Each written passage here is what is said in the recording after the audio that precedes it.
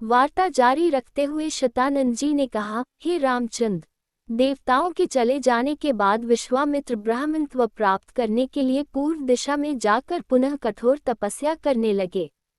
बिना अन्न जल ग्रहण किए वर्षों तक तपस्या करते करते उनकी देह सूखकर कांटा बन गई।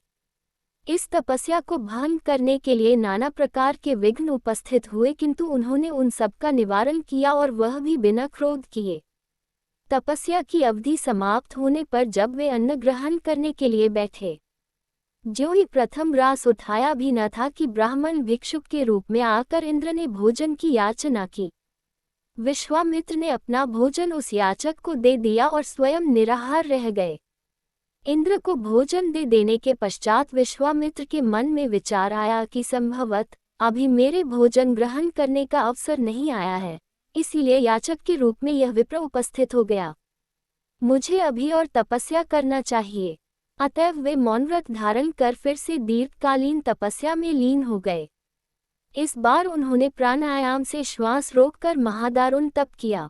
उनके तप से प्रभावित देवताओं ने ब्रह्मा जी से निवेदन किया कि भगवान, विश्वामित्र की तपस्या अब पराकाष्ठा को पहुंच गई है।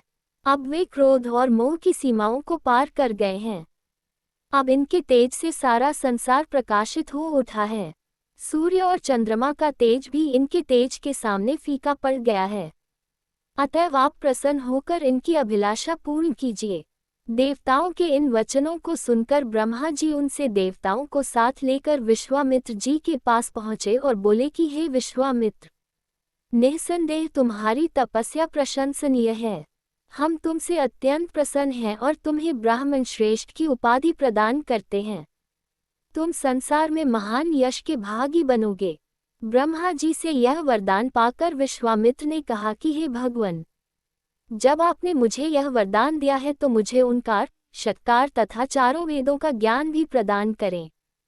प्रभो, अपनी तपस्या को मैं तभी सफल समझूंगा जब वशिष्ठ जी मुझे ब्राह्मण और ब्रह्मर्षि स्वीकार करेंगे। विश्वामित्र की बात सुनकर समस्त देवताओं ने वशिष्ठ जी के पास जाकर उन्हें सारा वृतांत सुनाया। उनकी तपस्या की कथा सुनकर वशिष्ठ जी स्वयं विश्वामित्र के पास पहुँचे और उन्हें अपने हृदय से लगाकर बोले कि विश्वामित्र जी, आप वास्तव में ब्रह्मर्षि हैं। मैं आज से आपको ब्राह्मण स्वीकार करता हूँ। हे रघुनंदन, इतनी कठोर तपस्याओं एवं भारी संघर्ष के पश्चात विश्वामित्र जी ने यह महान पद प्राप्त किया है। ये बड़े विद्वान, धर्मात्मा, तेजस्वी एवं तपस्वी हैं। राजा जनक भी शतानंद द्वारा वर्णित विश्वामित्र जी की कथा सुन रहे थे।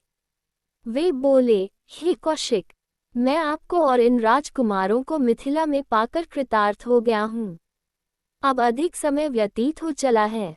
भगवान भास्कर अस्ताचल की ओर जा रहे हैं। संध्या उपासना का समय हो गया है, इसलिए मुझे आज्ञा दीजिए। प्रातःकाल पुनः आपके दर्शन के लिए आऊंगा। इस प्रकार मुनि से आज्ञा ले राजा जनक अपने मंत्रियों सहित विदा हुए। विश्वामित्र जी भी दोनों राजकुमारों के साथ अपने निश्चित स्थान के